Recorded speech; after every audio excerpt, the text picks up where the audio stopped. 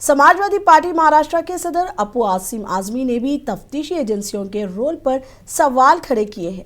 उन्होंने पूछा कि धमाके में इंसानी जानें गई थी और ये धमाका किसने किया था, हकीकी मुजरिम कौन है।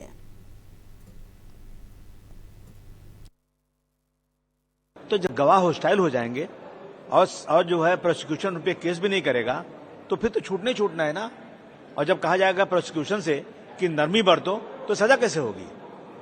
जज साहब को क्या मालूम, जज के पास पुलिस एजेंसियां जो हैं जो एविडेंस प्रूफ देती हैं, प्रूफ उस पर फैसला होता है। और जहां फैसला हो गया, अब मैं देखता हूं कि आगे क्या होता है। जो सीरियल ब्लास्ट के लोग छूटे थे, चंद घंटों के अंदर महाराष्ट्र सरकार ने सुप्रीम कोर्ट में केस फाइल कर दिया। अब मैं देखता हूं इसमें कब केस फाइल करते हैं नहीं करते हैं। बड़ी खुशी मनाई जा रही है। क्या है देश में, ये ब्लास्ट होता है लेकिन कसूरा पकड़ा नहीं जाता, पकड़ा जाता है तो बेगुनाह पकड़ा जाता है।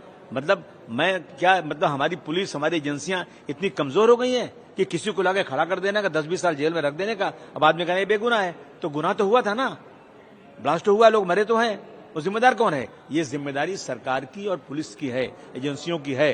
और एजेंसियां इसमें जबरदस्ती किसी और को पकड़ करके दोषी ठहराएं और उसका 20-20 साल जेल में रखें और बोल दें ये बेगुनाह है, तो फिर क्या होगा। ये मजाक लगता है।